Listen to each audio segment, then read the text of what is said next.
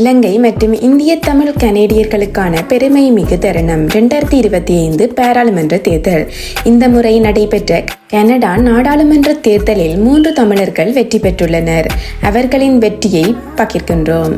கரி ஆனந்த சங்கரி, இலங்கை தமிழ் வம்சாவளி. காப்ரோ ஹைட்வுட் ரோச்பாக். யுவானிட்டா நாடன், இலங்கை தமிழ் வம்சாவளி, Pickering Brooklyn. Anitha Anand, இந்திய தமிழ் வம்சாவளி, ஒகாவில். இந்த தருணம் ஒரு சின்னம் மட்டுமல்ல, இது பல தலைமுறைகளாக கனடாவில் வாழும் தமிழ் சமூகத்தின் முக்கிய சாதனை. அக்கறையோடும் உறுதியோடும் வந்த அகதிகள் மற்றும் குடியிருப்பாளர்களின் பயணம், இங்கு பிறந்த தமிழ் இளைஞர்களின் கனவுகளும் ஒன்றாக இணைந்து கனடிய கனவுகளை நிகழ்த்தியிருக்கின்றன. இந்திய தமிழரும் இலங்கை தமிழரும் இந்த சாதனையை ஒரு பொதுவான பெருமையாக நம் உறுதியின் முன்னேற்றத்தின் மக்களுக்காக பிரதிநிதித்துவம் வழங்கும் திறனின் சான்றாகவும் கொண்டாடுகின்றோம்.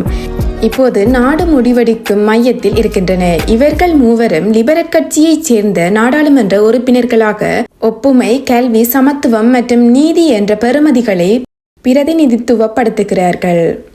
கனடாவில் ஸ்காப்ரோ ரோச்பாக் தொகுதியை பிரதிநிதித்துவப்படுத்தும் தமிழ் கனேடியர் அரசியல்வாதி கரி ஆனந்த சங்கரி 2025 மார்ச் மாதம் முதல் நீதித்துறை அமைச்சர் மற்றும் சட்டத்துறை பொறுப்பை ஏற்றுள்ளார். இவர் கனடாவின் 2வது தமிழ் கனேடியன் அமைச்சராகவும் உள்ளார். மேலும் 2024 டிசம்பர் மாதம் கனடாவில் நடைபெற்ற தமிழர்களின் கருத்து கணிப்பில் 99.8% பேர் இலங்கையில் சுதந்திரமான தமிழ் அரசை உருவாக்க ஆதரவு தெரிவித்துள்ளனர்.